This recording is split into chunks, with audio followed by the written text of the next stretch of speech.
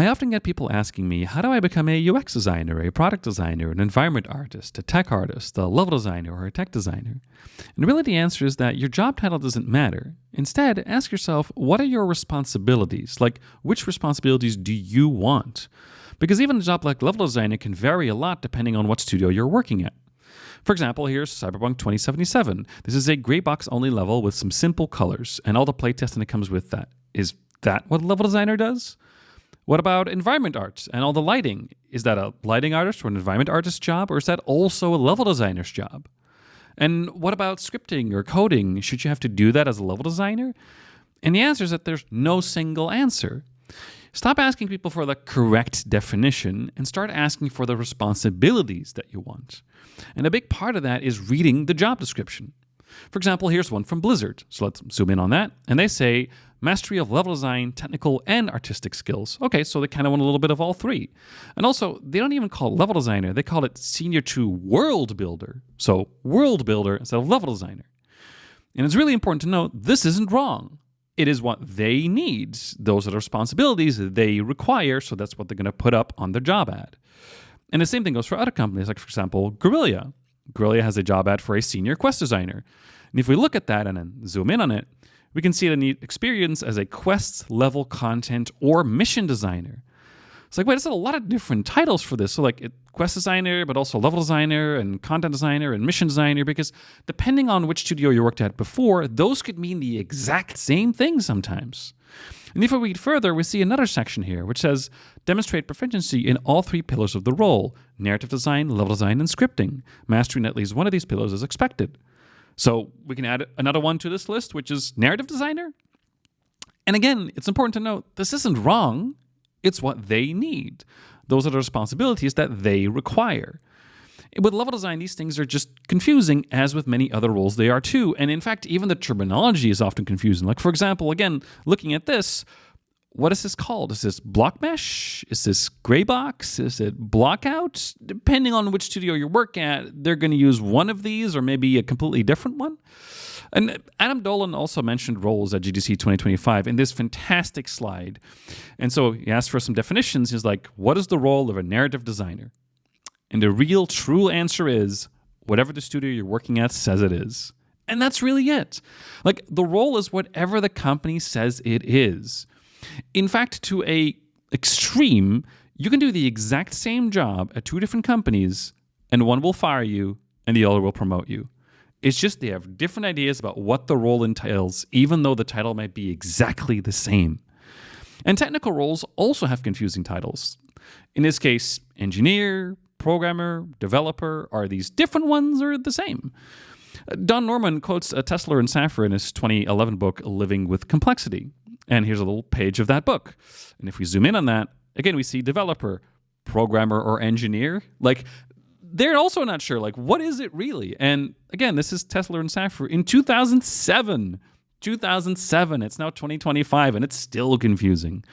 And developers have been confusing for such a long time that there are also online scuffles now and then about it. In this case, about whether QA, narrative, and art are also game developers. And I would say that thankfully, most people in the games industry think, yes, those are game developers. But there's some who are like, no, they're not, because they're not programming, so they cannot be developers, because to them, developer means programming. So it's only because developer is often confused with programmer that's a whole hubbub every now and then. It's just, everyone has a different idea what a title is. It's just confusing. And even whole industries are confused on titles. Like, for example, in game development, we call it game development. But in a lot of other places, and especially also for tax reasons, a lot of things like that, they call it media and entertainment. And I can tell you flat out right now that nobody in games has ever signified themselves as M&E. Like, it's not a thing. I've asked a lot of different people. Nobody's ever said, oh yeah, I work in media and entertainment. No, we work in game development. But people outside of game development often don't know that or see that in that way. And at the Tech Art Roundtables of GDC 2025, Jeff Hanna also talked about titles. In this particular case, it was that many years ago, tech artists used to not be a job. So they were trying to find jobs as tech artists, like doing a little bit of, art and materials and shaders, and also like, a little bit of scripting and a little bit of 3D art, like kind of a combination that they call tech artist. But it wasn't a job you could apply for. So what did they do? Well, they rewrote their CVs just to get in the door as a programmer or a artist. And then while they are working at a company, slowly become that tech artist role they were looking for. So they rewrote their CVs just to get in the door. And that really wasn't that long ago. And then UX is just as bad. Like, let me tell you a joke. So a UX designer, an interaction designer, and a product designer walk into a bar. The bartender asks, "What do you do for a living?"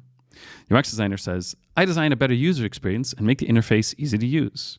The interaction designer says, "That's great, but I design a better user experience and make the interface easy to use." The product designer says, "That's awesome, but what I do is I design a better user experience and make the interface easy to use."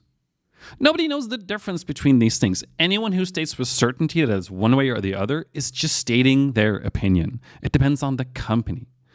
And in my particular case, my personal problem with this whole title thing is tool design. Back in the day, and this is like 2014, 2013 somewhere, I was like, hey, we have gameplay programmers and gameplay designers. What if we have, tool engineers, but also tool designers? That makes sense, so I'll call it tool design. But some people think it should be called tool UX design, which is fine as well. And sometimes I use workflow design because that's really the job that I'm actually doing. But then again, I also sometimes call it product design because you're kind of doing the product of the tool as a whole. This stuff is confusing. It just is confusing. In fact, also, seniority in role titles is also really strange. For example, what most people see as the general list of seniority is we have an intern, a junior, regular, senior, principal, and director. But then you also sometimes have senior principal and senior director.